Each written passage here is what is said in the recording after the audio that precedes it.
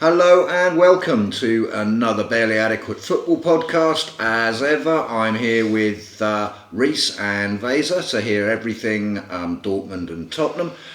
We've got a special guest along, veteran of London radio, Sky Sports, late night programming, many more.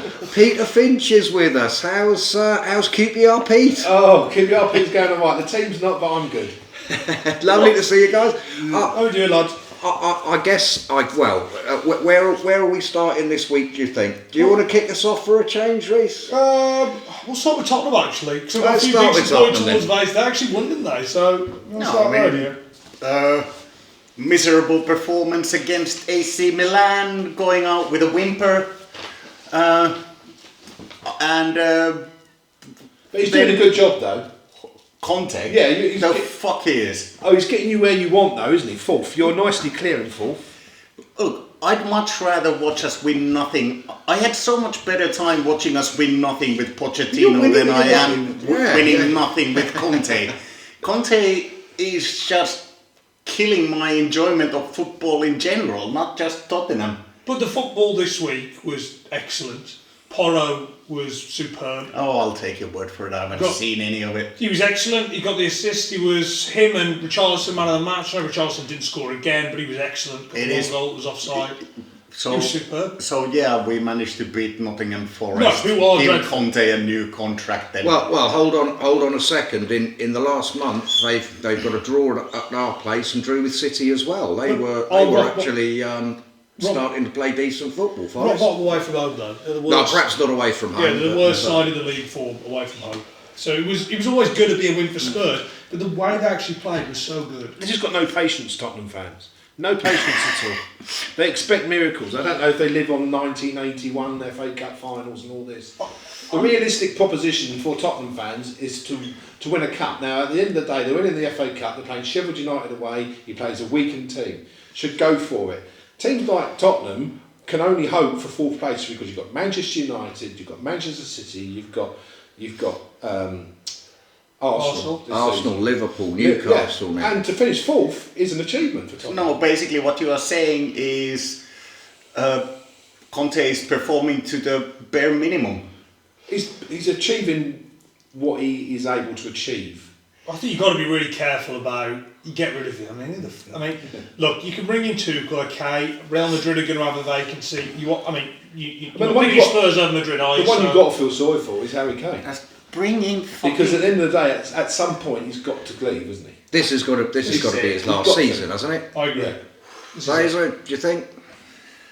I don't know. I mean, if he gets a transfer to somewhere where actually has a realistic chance of winning something, then good luck to him. Man United, I think, are the ones. I don't think it's going to be his last season. I think it's going to be his second to last season. He'll get it, run out his contract, and then go for free. I doubt Levy will sell him to that. So crazy though that you wouldn't need. I mean, if Man United come in with 100 million, I know he probably wouldn't. I agree with you that I don't think he's so tight-fisted. Yeah. I don't think. But without his goals, though, you'd have to question whether they actually would be. Oh God! I mean, Son and Kane are, in my opinion, one of the best partnerships the Premier League's ever seen. You split that up, you start to have a bit of problems.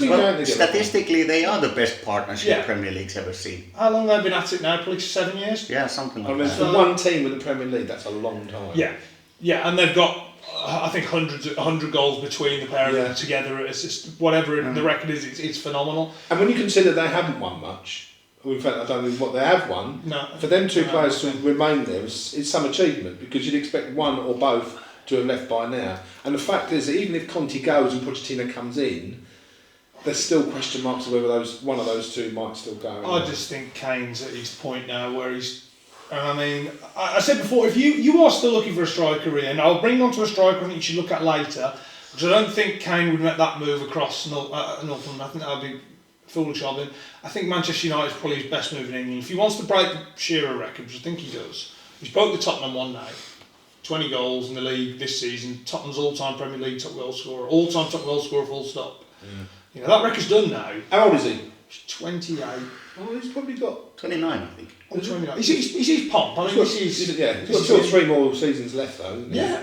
I mean, he could do it. I think he's probably got more. He's got the skills to drop to the midfield and make a massive difference. Is it because he's so defensively minded, Conte, then, in your view? I don't know what minded Conte is. I think it's defensively minded. That's been a theme, hasn't it? Bentancur and Højbjerg. We miss him though, centrally in the middle of the park is. Yeah, Skip and Højbjerg now, and whenever I watch Tottenham play, I don't really have any kind of. I haven't been able to understand what they are trying to do to score a goal besides counter-attack. Well, as I say, the game that you played on the weekend was one of the best attacking football I've seen Spurs play for ages. It was free-flowing. Porro was outside, picking balls in. It looked very similar to what maybe, you look at like a Cancelo, I know he's left the league now, but a similar role to that he played. He was in the midfield, he was out, that whole right-hand side was basically his to patrol, and he was excellent down it. The ball into Kane was brilliant.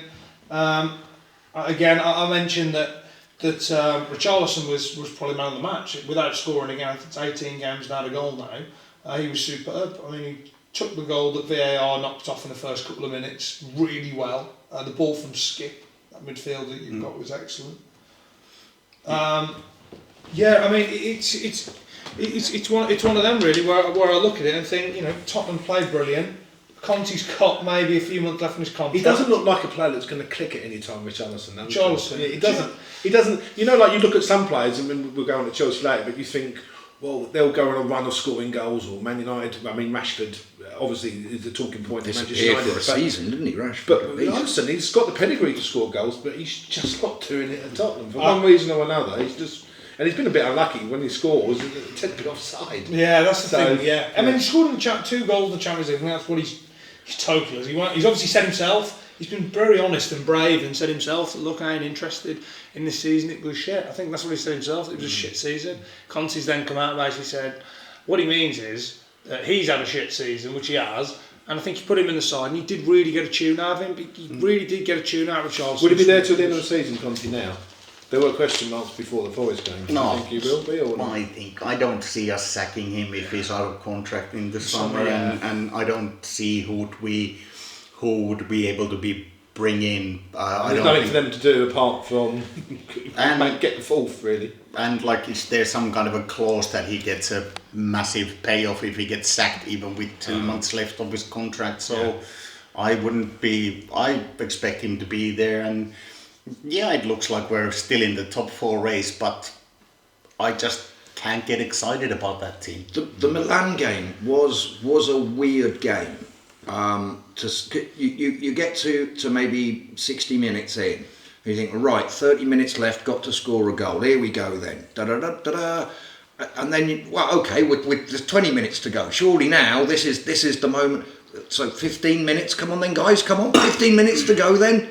10 minutes, 5 minutes, and nothing happened. There seemed, almost to the final whistle, no sense of urgency among that. It looked for all the world as if Spurs were 1-0 up from the first leg. Maybe Conte can stay on as a defensive manager. Kane almost scored near the end, but they're reliant on him scoring right at the end. He scored a late goal last year, didn't he? Massively reliant on Harry Kane. Massively. Yeah. I mean, as you say, without his goals, without that link up with Son, I mean, where's that Tottenham side finish? And I've never rated Dyer either. I've never rated him at all. We haven't had a midfielder who can play the ball forward since Eriksen. Yes. You say this every week, and you're right. They don't have one. I mean, we're looking at the final fixtures here for Tottenham: Southampton, Everton, Brighton, Bournemouth, and United. Is that the next 6 or the last 6? That's the next. Oh, yeah. That's a nice little run of games there. Although a lot of them are struggling at the bottom. That's what I'm saying. So they've got games they can win. I mean, if they play the way they did on the weekend. Our previous weekend's match was supposed to be a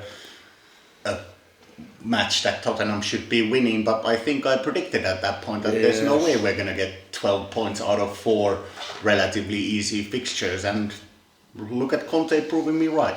Well, I agree with you, Pete, that I think Tottenham fans are a bit greedy. I think 4th is... They're like the Arsenal fans but Arsenal have got something to cheer about this year. Yeah, totally agree. I don't think I'm happy with that comparison at all. Also, it's pretty rare for Arsenal to go 3 seasons without a trophy. I mean, even if it's a League Cup I know then you get those Arsenal fans that will say, "Oh, it's the wrong trophy," which just shows up that privilege instantly, doesn't it? But I'll put on to the Invincible time when they went through the whole season without. But losing how many times do you think you're going to do that in 100 years? But you know credit what I mean? to them, I thought they were going to fade, and they're not fading. No, they So have this looked has been excellent. officially for me the worst ever season of football. But you must be winning money on them, and then you back Arsenal. Yeah, I am winning money on them, but it's not enough. I should be winning more money off of them in order to sort of feel anyway pleased about it. It's just it's softening the blow slightly. Well, Reece, you haven't had the best week either, mate, right?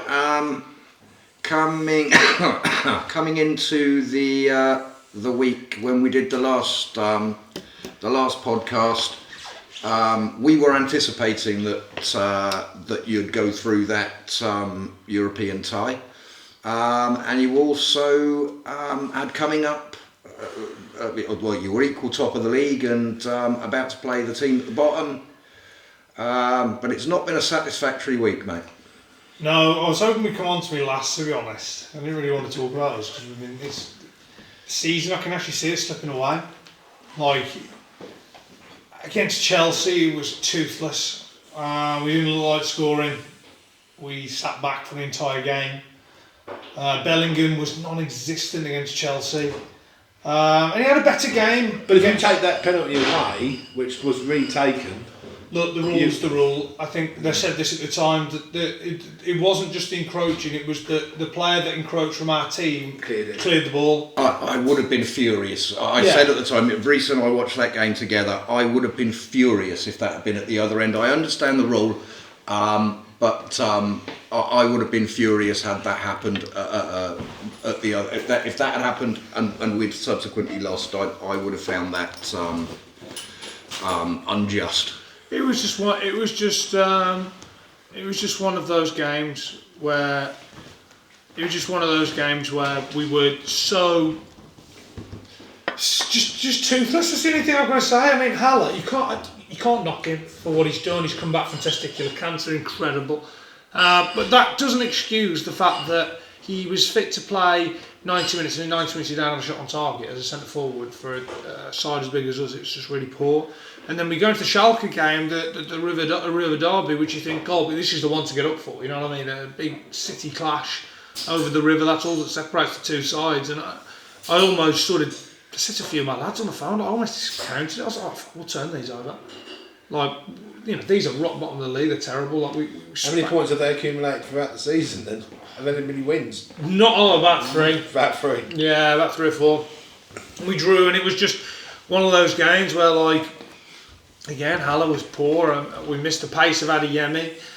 Bellingham and Bono Gittins, who've been 2 of our most electric players all season, were just missing again. And it's just, you know, no Brandt, no Royce. It was just injuries again, and then it just shows us. Then you lost the man early on. Well, Brandt, he's been our best player this season. Yeah. For someone who doesn't know much about the German league, and obviously you do, there's 2 questions I wanted to ask. How many teams are actually in the league? There's 18. 18.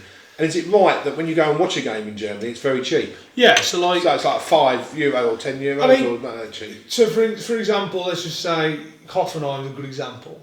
They're like, they're like a village. Like, about 20 houses makes up where Hoffenheim is. And it's just a millionaire bought them. They went through all the divisions. A bit like Leipzig, went through all the divisions with a load of billionaire behind him. He's a local billionaire who owned the club. He was like, I want this club to go to the very top. And he took them up there. And he does tickets. You can buy a season ticket there for like €210.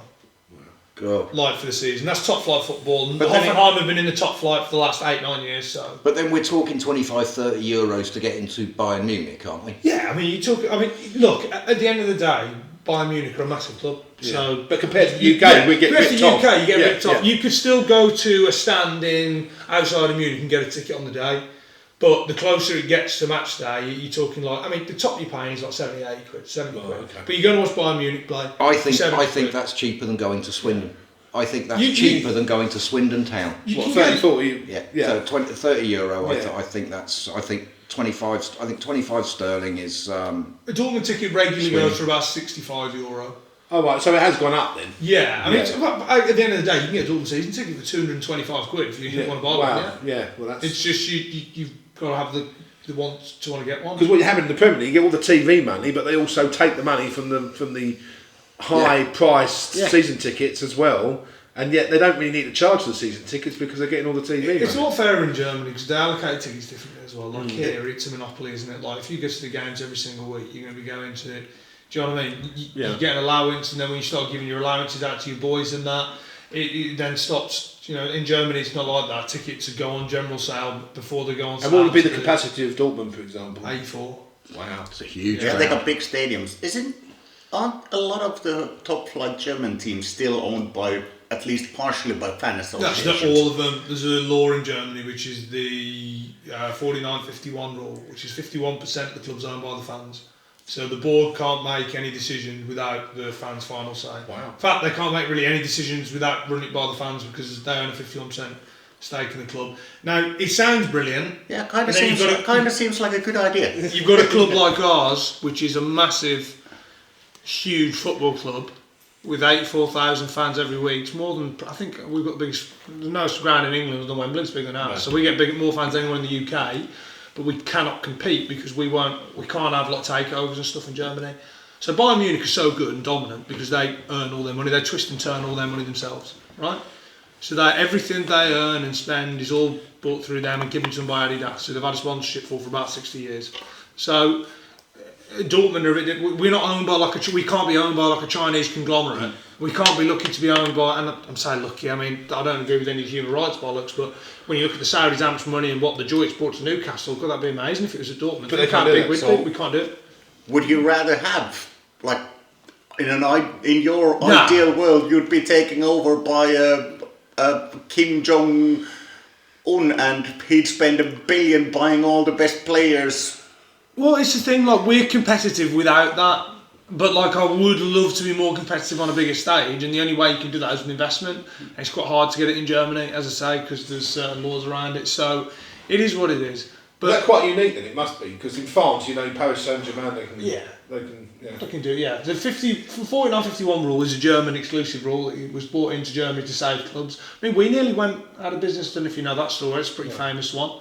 In the early noughties, we Champions League, obviously won in the 90s, won 2 league back-to-back titles under Sama, on the best sides in the country and in the world again.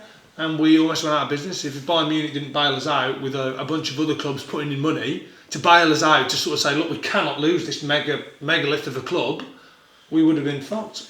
But it was Bayern Munich that fronted most of the money, which is too big to fail. Yeah, that was the sort of thing. But we would have gone under. You're talking 84,000 fans. Wow. You wouldn't think that would happen, would you? You know what I mean? We would have gone under. We were in because of financial mismanagement. So the law was brought in to change all that, and thankfully, no German clubs. You look at sides like Kaiserslautern, which have historically been under financial mess. Well, they're only in the second division now. At one point, they were in the third. I remember going through the 70s at SV Hamburg when Kevin Keegan went there. Are they still in the top second division? The second division in Germany is good. I mean, you'll recognise a lot of the sides like Hanover. Hamburg, obviously. Stuttgart, up and down. I mean, they're in the top flight now, but they're constantly up and down. Who else would you recognise from that division? Bremen, they're always up and down. And I say Schalke down there, Dresden, Dronimo Dresden. So there's a few sides, and they'll all get 30,000. You know what I mean? Yeah, big following. Just going back to your current form, then, mate. You mentioned the injuries there. Yeah. How many and how long? Well, Royce was out just sick. He just wasn't very well. So that was a big miss having your captain out. Brandt's out for a while. You're talking like a few weeks. Mukoku, the young German prodigy we've got. Adeyemi, another one. The 2 young German kids we've got, both out for sort of weeks at a tail again.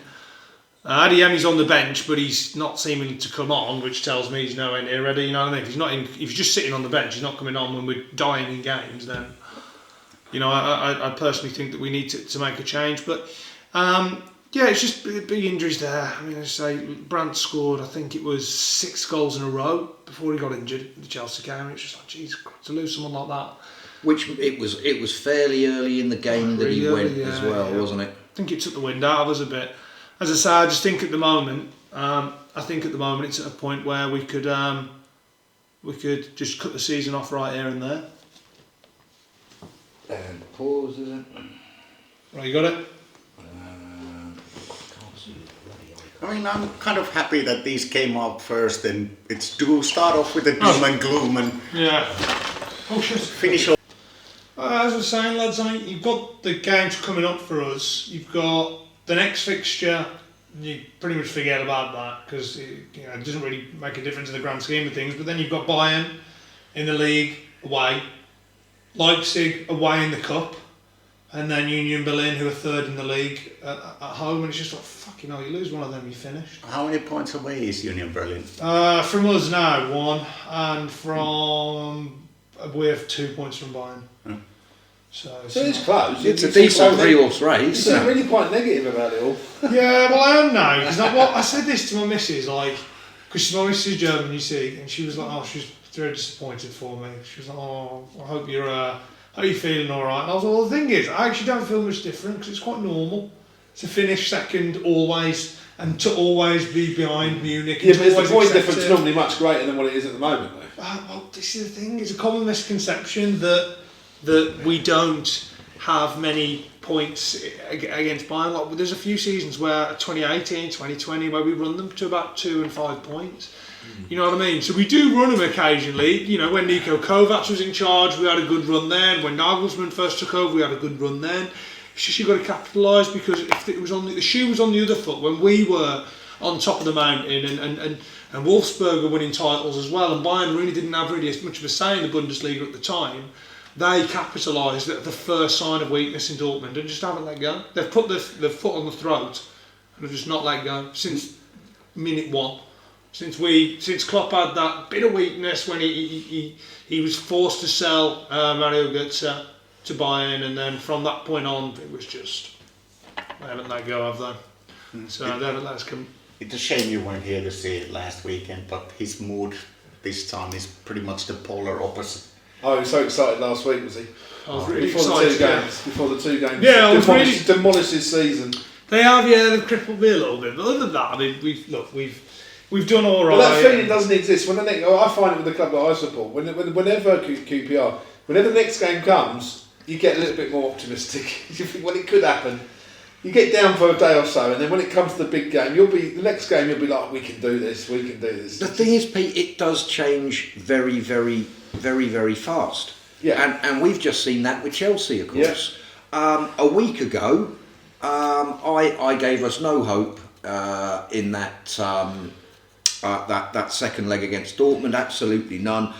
Nobody had prevented them from scoring all season, so I assumed that they were gonna manage to get one against us, and that would have left us needing to score 3. And the last time we did that was October. So no, we were going out as far as I was concerned.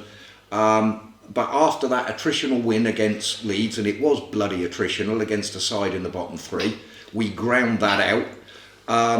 The Dortmund performance was very good, albeit I would say that we were a little bit lucky with the goals. The opener, there must have been, where it came from on the left, I think there were maybe 3 or 4 bounces where tackles went in or they were missed, and every single one of them bounced our way. And then there were a further 2 when it went into the penalty box, which results in the ball just sitting up in front of Sterling, so that any one of us could have smashed that. I'm a great believer though, over the season, because it's so long, things even itself out. We have had bad luck. We have had bad luck in front of goal. That's certainly true. But but this was when it came back, and we've already touched on the penalty, and I understand the rule, and I get why the referee did it, but it seems to me like that isn't a meritorious rule. Well, it was our player that kicked it away, so I guess. Yes, He was unlucky to lose the first three- game 1-0, I thought. I would say so, but having had that misfortune, I didn't expect us to turn it round, and then coming into the weekend and seeing us against Leicester, again, a week ago I'd have given us absolutely no chance. Well, in there's a little that game. stat for you just at this point. Sterling is now the highest goal scoring English player in the Champions League, which is a nice little one for Wow. you. Yeah, but that one, you didn't expect that, did you? Underrated, I think. So. Yeah, plenty of goals. Definitely sorry, underrated by Ian. Sorry, Ian. Yeah, I mean, Ian's not his biggest fan, but I took that point off. I thought I'd put that in because I know he doesn't like him. Oh no, I'm not. You it's do not bash that him I- a little bit. It's not that I don't like the guy. It's simply that I don't really understand why we bought him, because I don't see that he's an improvement on Christian Pulisic. I think he has a better. I think he has a better injury record, but He other gets than more that, goals, well, And loads Potter's more. now playing with, he's probably his best position.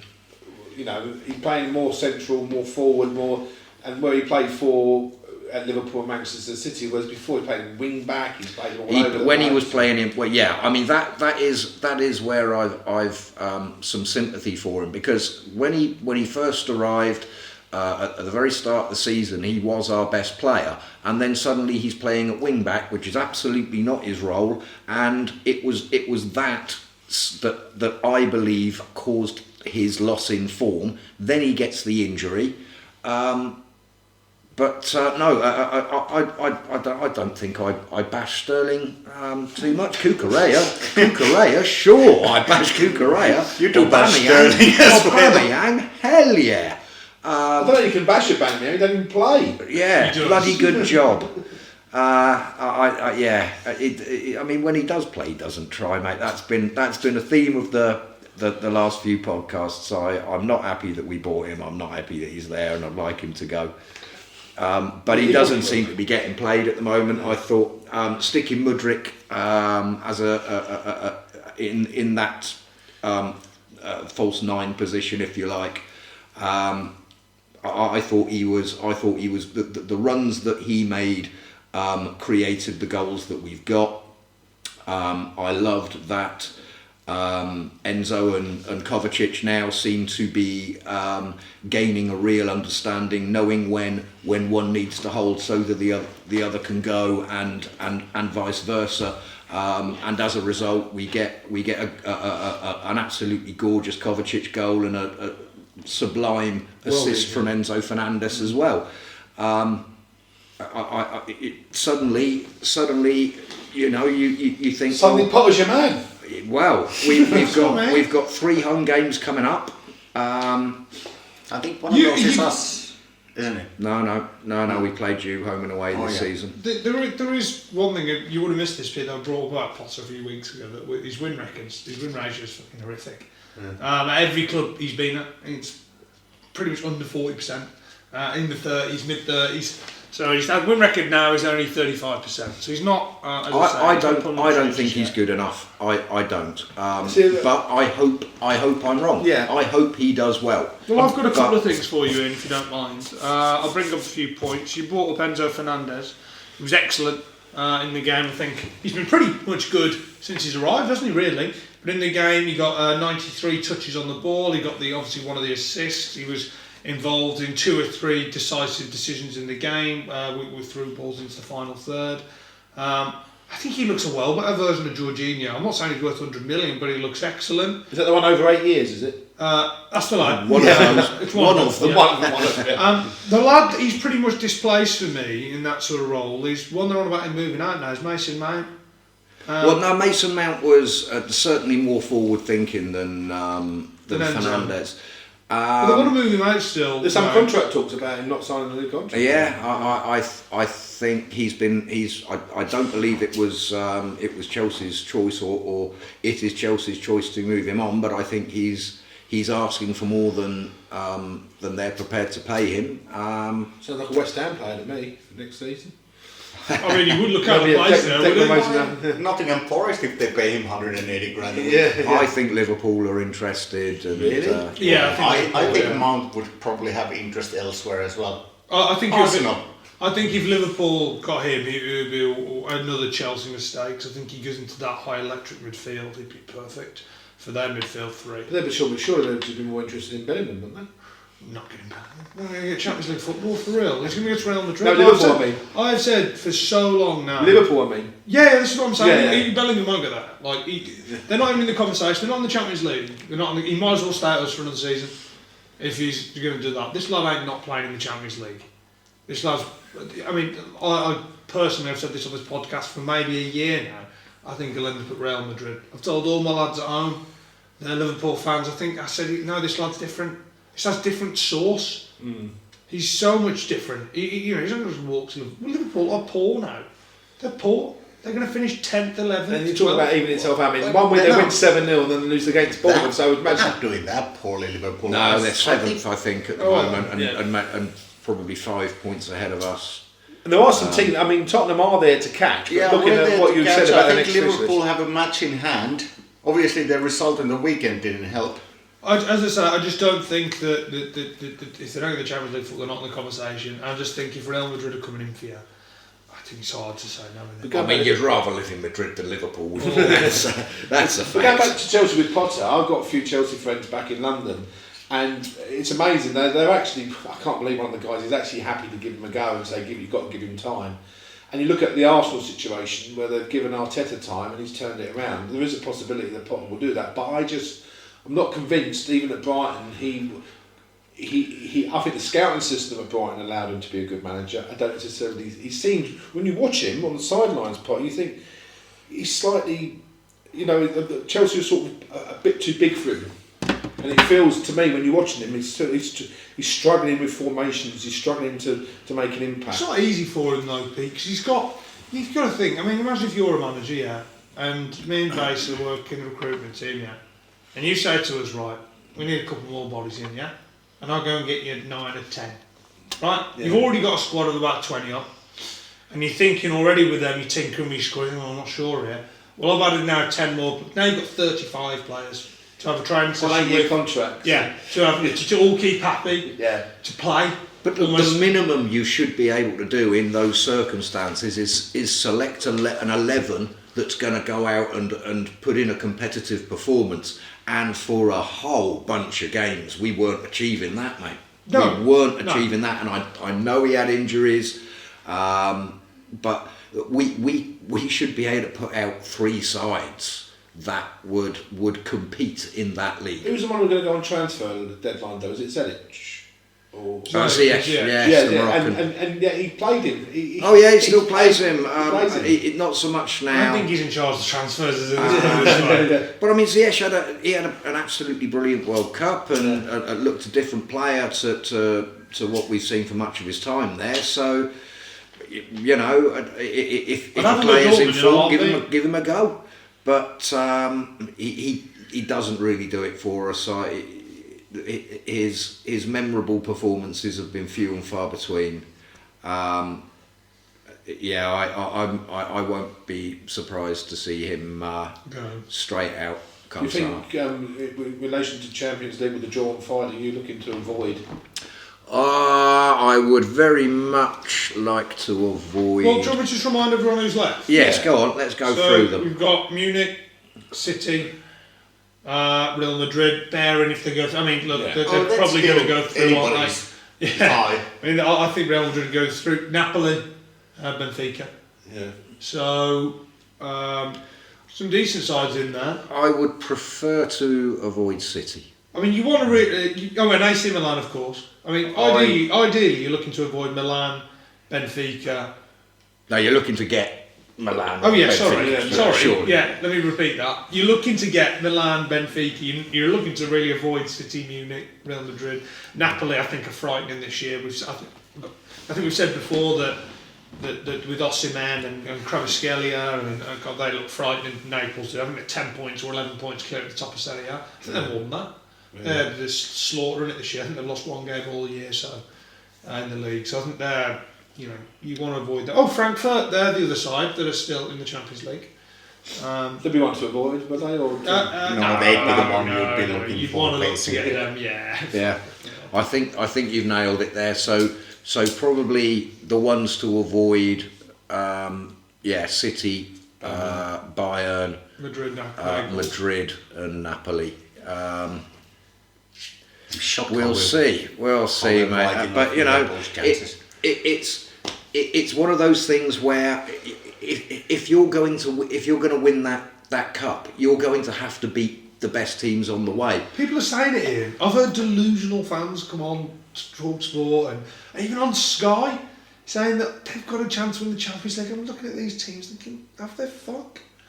They've got players like, look, let's be fair. They did it last time when they went in the top 6. I totally agree. Yeah. They did it in 2012 like that, and they obviously beat Man City when City were probably the better side over that whole year. But I mean, look at these names in this sheet, lads. I mean, Real Madrid, I think, could beat them. You know, I think Man City beat them this season. I think Munich will beat them.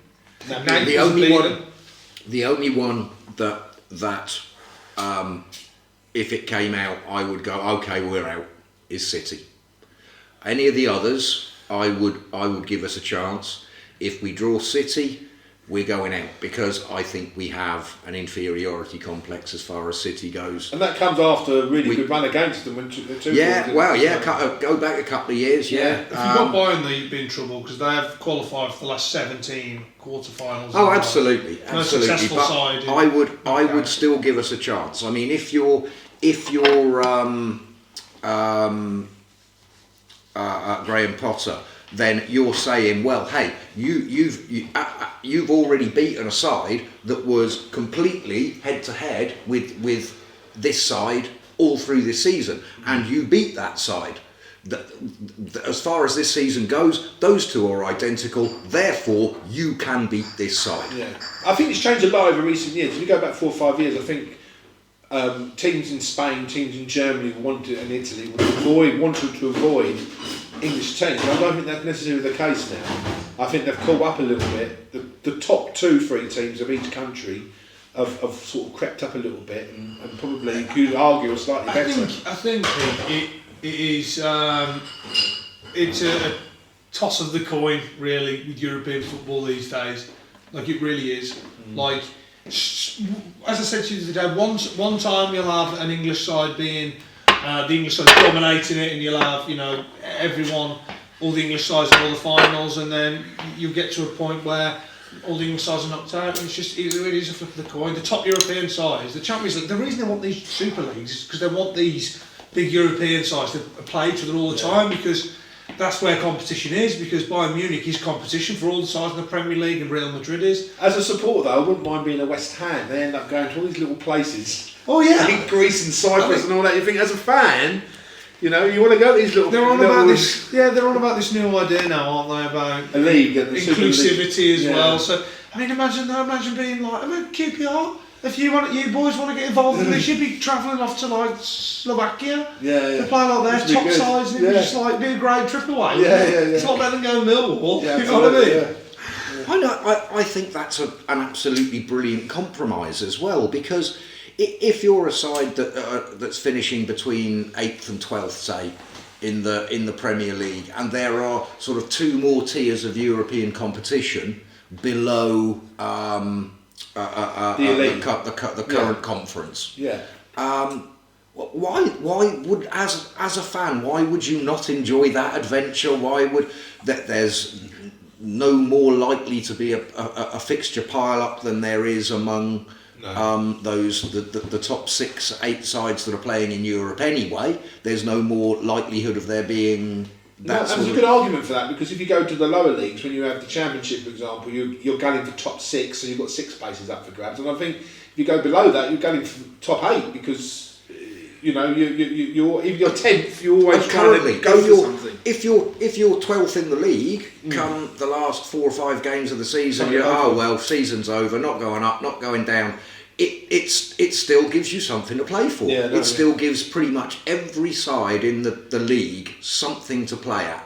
And even if those competitions turn out to be training exercises for academy players, why the hell not? It's still a good old jolly for those fans that want to go, and your development side gets some experience of travelling to weird places in Europe and playing those games, senior games, under a little bit of pressure at times. You ask any fan, when they win the cup, it isn't just about that day at Wembley. They know after they win the cup they're going to have a run around Europe as well. It's the after party they have around Europe that's the big thing. My dad says, as a Wolves fan, he's been to Wembley every time they've been there. Or the Millennium, he's been every time. And his best times he's been is when he's been away with the Wolves in Europe, because he's never done it before. And he was like, this is what you don't get to do this very often. When you get that opportunity, you want to go and run with it. So just to finish off the Chelsea thing, and that's a nice segue into the last point I'll make about Chelsea, is if we do go on a bit of a run and we do climb up the table a little and we end up in that Conference League position, I hope we bloody win it, because for no other reason maybe than it's the only trophy I've never seen us win. Well, there you go. I think that's a good point to break off, is it? Perfect then. So we'll come to you when we. I've got a good point. When we come back again, Pete. I've wanted to ask this question. So what do I hit the red We've got to again? talk about Lineker as well. Or do I pause? Yeah, we'll bring it on. We'll Red? talk about QPR. The pause. The pause. We'll talk about Lineker. So the point what I was going to ask, Pete, and I've wanted to ask this for a while, is what is it like supporting a club in the Championship or League One that isn't really going to ever get promoted, and you're not probably going to get relegated, are you? You're probably too good to get relegated, but you've been to the Premier League before. It's been years. But I think what it is, you relish the moments more. If you support Chelsea, you expect every year, don't you? Yeah. So if you support Chelsea, Absolutely. you expect top four and a cup of some sort. If you don't get that, you're disappointed. If you support Tottenham, your probably expectations are still the same. It should be slightly lower. Same with Dortmund. Like, look how gutted you are this week. Yeah. You know what I mean? But with QPR, if you have that one-off in your lifetime, the one-off when we beat Derby, you can't replicate that, and you'll always have that in your memory.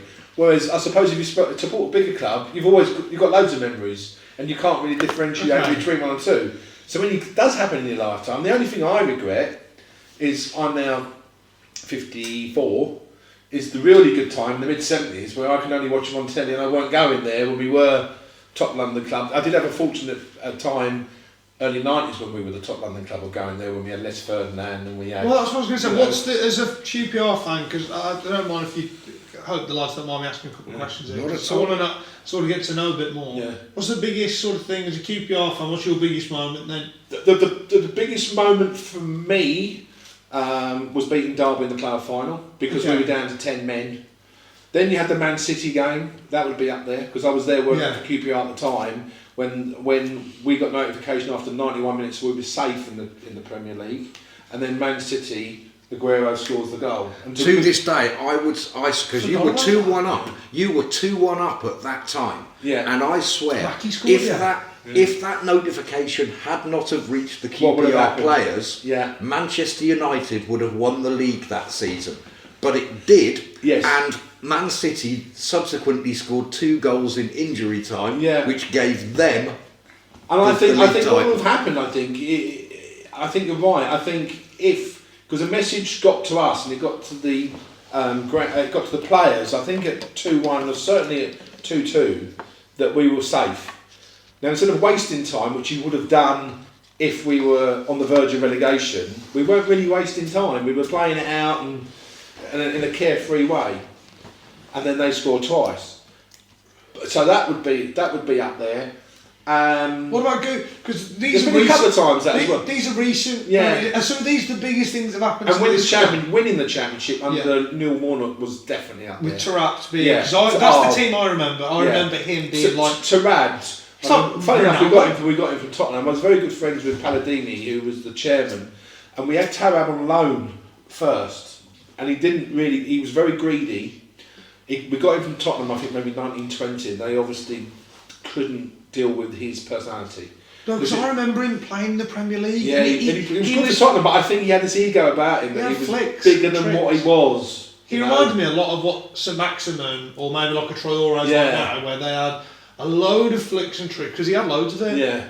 And then, I remember, I could be wrong here, I don't remember his first season. The season I remember was he got 19 league goals and he just ripped people to pieces. Yeah. Like he tore championship defenders to pieces. That was a great season. He's probably. But Warnock done a clever thing there, man management. He had players in there like Sean Derry and Kim Hill who were captain material. Who did he make captain? Delta. Yeah. So it was a token gesture to say, we're going to play to this ego, let you have a season at this level. And to be honest with you, he's probably, since Les Ferdinand, he's the best player QPR have had. And he would get into my... Because Sir Les would surely be... Huh? Sir Les would surely be... Yeah, he would. But he's fans now have turned against him. Oh, really? Because he's director of football there, and they blame him for a lot of the... when he came in, we're going to improve the youth setup. They're a very poor youth setup. We're going to get you into the Premier League, and a lot of fans actually want him to leave. Oh, really? Yeah. And God. just imagine a legend status like that, how that can change. And a lot of emphasis by the fans is on the fact that Les Ferdinand is not the person to take you forward. There was one particular season, Pete, when suddenly you seem to have the world at your feet and millions to spend and mental. Remy, Mbia. It was Rio Ferdinand. The perfect lesson. The perfect lesson in how not to do it. Yes, wasn't it was. Yeah, but I've subsequently learned, and I can't remember the name of him, but he's quite a big agent. The Iranian one. Kia Yorapshian? Which one? Kia Yorapshian or I something think, like that. and he was the one getting us the players. Right. So he was a bit like the Mendes deal with Wolves, He was getting all the players players at the end of their careers and thinking, oh, I'm giving them a big payday. I mean, Rio Ferdinand played for QPR. Samba was on 100,000. We got the Singwa. Yeah, we got the South Korean from Manchester United. Young. Oh my goodness. You know, up front we had Jebel Cisse. Cisse. I mean, these are players. It's all right though. And we had Rod Green, number 1 goalkeeper, and Cesar, the Brazilian goalkeeper, was our number 2. Mental. I mean, it was just a way not to do it, because we had Bernie Eccleston there and Flavio Briatore and Mittal was there to a degree now. But it was just, it was trying to turn them into a boutique company, boutique club. And the fans... handbag club, I call them. Yeah, you know, the capacity there doesn't allow, it's a bit like Bournemouth, the capacity does not allow you to expand. We can't expand the stadium, so the capacity is talking 19,000, 20,000. So I think and in the end... How big of a club are you? Would you expect any more than that in there? And again, it's like fans think we're bigger than what we are, I think, and it's the expectation. I mean, realistically, we were a big championship in club. the 80s, you were a big side, though. We were, but we've never had the support. You know, you look at some of the big clubs, you know, that sort of yo-yo up and down. I mean, Fulham now probably have got a bigger support base than we have. You know, Villa up and down like yo-yos before, not so much now. Villa massive. 42,000 there. Yeah, double and more yours. And there's not many big clubs now in the Championship. I mean, you could say Sunderland or a big. Wednesday are pretty. Well, then Sheffield Wednesday are in the League One. Oh, of course they're down. Yes, of course they're down below, aren't they? So this is Sheffield United. Massive support Leeds United. So we're not in that. See, this is nowhere near that. This is the thing for me. When people say massive club, like we're a massive club. Like we're a big club. 84,000's more than. I think there's a stat. We have more than. Is it all the League Two sides put together? Oh, we have a bigger. They're all put together. But some of them, people have got Pompey are a big club. And you think, well. Yeah, but fans now, they go, because we're suffering now, fans go, we want our Rangers back. I think, where do you want to go back to? Yeah. You know, we want our Rangers back. Well, when? What point do you want Rangers back? Because in the last 10 years we haven't had that much success, but when do you want to go back to? Did you have Venables in charge at one point? Oh, that's going back. Were you good then? Is that no good, Ian? Or am I thinking wrong? We had Venables, but we had him a long time ago. Oh, okay. Yeah. So when were you good? The 80s? I can't think. Who was the manager that you had when it was Ferdinand up front? You were running. Joe Francis. Francis. Francis. Joe Francis, who actually managed Tottenham. Yeah, so for a while. Yeah, so the Venables. He looks alright geezer. He looks alright geezer anyway. Yeah. But it's just that we are a mid-table championship club. Yeah. But it's like any fan, you want more. And that's a fascinating division as well, because you can be a mid-table club, but you put 3 or 4 games back to back towards the end of the season, and suddenly you're on the edge of the playoffs, right? You started out really well this season. We did. It reminds me a lot of how the old Division 1 was, and it's before your time. But Ian and Vesa and me will remember, probably, when you had Nottingham Forest winning the league, for example, and Derby winning the league. Yeah. And it was an even playing field. Norwich having a good team at it. Aston Villa were in the top 2 or 3 what clubs. What I will say about that period is a period I've studied extensively, because that European dominance that England had with Liverpool, with Forest and Villa. I mean, if Everton and European sides would have been around later on, Everton would have been dominating it as well, because Liverpool were the best side in Europe at the time. The one thing I will say is that there was only English lads playing in it. There was only a finite amount of those English and British lads that were considered top players at the time. Even across Europe, you go when England weren't ripping up trees in the 70s. The national team weren't, so we didn't have some of the best players in the world. So what I'm sort of saying is, you look at it now and you think, well, the Premier League's the best league in the world, not just because it's got the best teams, but look at the quality of play you have now. But in the Championship, you really want to get up, right? All season you want to get promoted. And even if Bill had been there and we got promoted, say we did get promoted, next season you would have struggled big time. Yeah, well, next season we're thinking, well, we don't want to finish bottom. Well, teams have proved themselves. Brentford, Fulham, Brighton, they've all done well since they've gone up. They're doing it right now. This is what I mean. So let's just say if you would have gone up, because you were at one point looking like you could have gone up. These are your key players that you've got. So you've got Adoma, who's about 40. Balogun, who's been injured. Yeah, but he's a decent player. He's all right. Roberts, the lad Tyler Roberts, who's at Leeds for a bit. Ilias Chair, injured. Good player though. 5 goals, 7 assists. He's playing well. Yeah. Lyndon Dykes. Lyndon Dykes, a lot of fans don't like him. I like him. Dykes, the centre forward. I thought he was good on the weekend. I saw the highlights. I thought he was pretty good as well. Puts himself in the hand, doesn't he? Yeah, he does. Yeah, he's just got over pneumonia. So has he? Fair play to him. I like him. And then you got the lad Willock. Yeah. But then you look, if you were to get up, shit, you're in trouble. Yeah. Because they're your best players, and not That's many of them are good The Premier League scouting players. system there is not as astute as it is at certain clubs. And Brentford, look how well they've scouted for players at Brentford. Fulham, they're having beyond a really good season this season. Brighton, teams like that who have gone up, they've done it right, they've scouted right. If we went up, we wouldn't be scouting in the right places. Willock only came to us because it was advised by Tarab. Oh. So, but we're just about going to escape. We played poorly against Watford. So I'm guessing he was the one at Benfica then? Yeah. Right. So we played poorly at the weekend. We won 1-0. We probably need one more win and we'll survive. The next year we've got a match of the day. So if we got whoa. So hang on. So where are you in the Championship currently? We're probably about 6th from bottom, 5th from bottom. When we were in free-fall, we won 39 points. Got a big game against Blackpool on Tuesday night, who are below us. There's only 8 points between bottom 3 and us at that they've time. really struggled with goals. This is a Right. side with 6 playoff goals. is not a realistic expectation at this point of the season. No, I think it was 2 wins since October. So, It this is the thing. If you were to put the next 4 wins back to back, if you were just to go on one of those runs, then you're about 4 points off the playoffs. Yeah, maybe not now, but I know what you mean. It can be very. I mean, a team will come from nowhere in the Championship, and suddenly you look and go, where do they come? Unfortunately, it won't be us. Yeah, I was say, you've got no lads even really touching double figures, even close. And you're 3/4 way through now. Yeah. So. Yeah. But in some years, as I said before, we will be on your favourite programme. Match of the day. Do you want to move on to it? Well, that was a pretty good hit lead with. I mean, I talk about that. I'm happy to say. I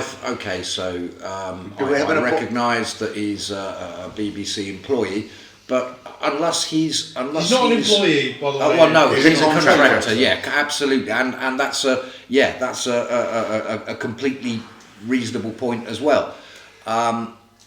He's not a direct BBC employee. And when he's not on duty, he's allowed an opinion, same as we all are.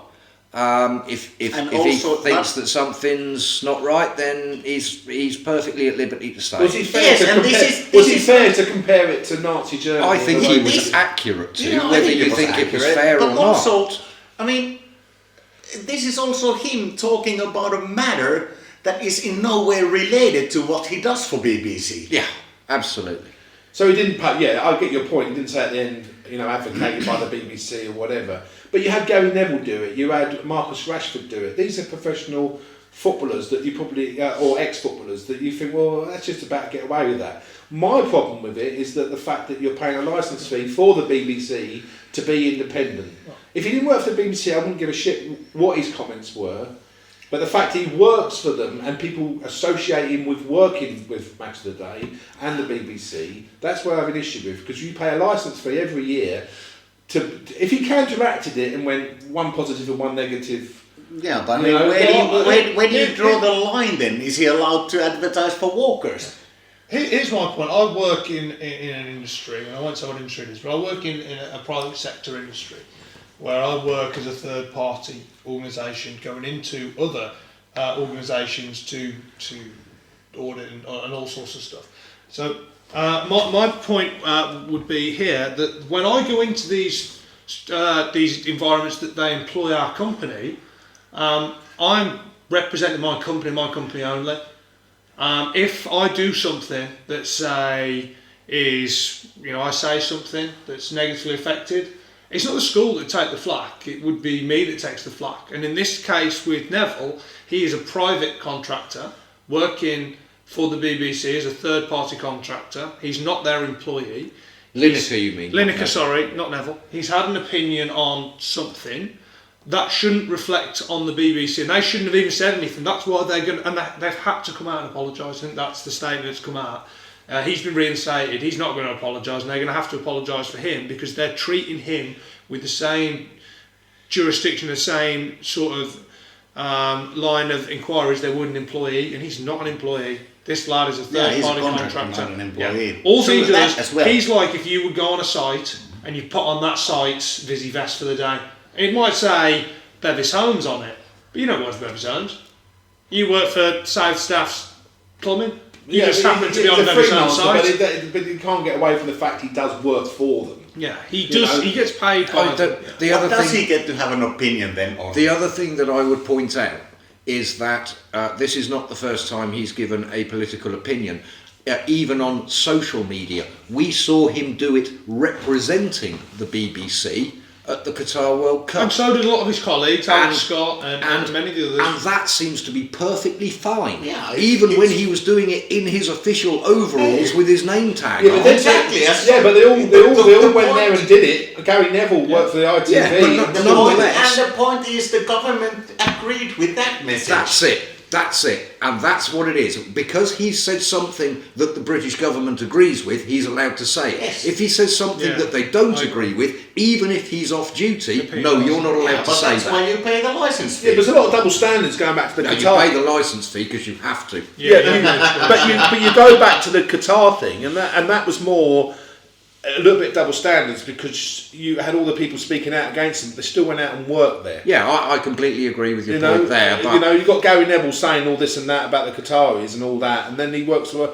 He gets paid however X amount of money. It comes out of money at the end of the day. Well, if there are any Qataris out there looking for a podcast, yes, just to sponsor, yeah, we're contacting. Pete, let me ask Pete one question. Yeah. So, if Gary Lineker, asking this one question. So, if Gary Lineker would have been pro the immigration policy, and government wouldn't have had to say anything about it. No, exactly the same.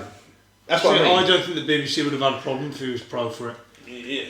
But he's playing to public opinion, and it's all political, and I don't want to get into politics, it's a football show. No, I agree. But it is all political because you had the Labour Party at first condemning the comments. When they realised they had an angle, they then backed him. So, politicians lie is not, that's not a headline, is it? But in terms of, look, from my personal point of view, if you work for any other company, I wouldn't have had an issue with it. Pro or anti, everyone's entitled to an opinion. It's just a link to the BBC where you've got to be a bit more careful. Sometimes nobody was going to take his job, that's why all his colleagues but said the BBC's dated anyway, and Match of the Day done pretty well with that presentation on Saturday. Did Jimmy Savile work for BBC? He certainly did. He certainly did. He certainly did. How fortunate that times are so much better now. Yeah, well, guys, thanks so much for coming along and drinking some beers and having a chat as we do on a Monday night. Thanks to Reese and Vesa. It's a dirty job, but somebody's got to do it. And thanks especially to QPRP, our special guest for the evening. Thanks very much, Pete. Cheers, Pete. Nice one. It's been lovely to be here Thanks, again. Pete. We've been Barely Adequate, and we'll be Barely Adequate again next week. Wicked. Sam, get the pause done. Happy days. That's all good. That's all good. Yeah, this is what we do on Mondays and Thursdays. Have a smoke. Is there something better?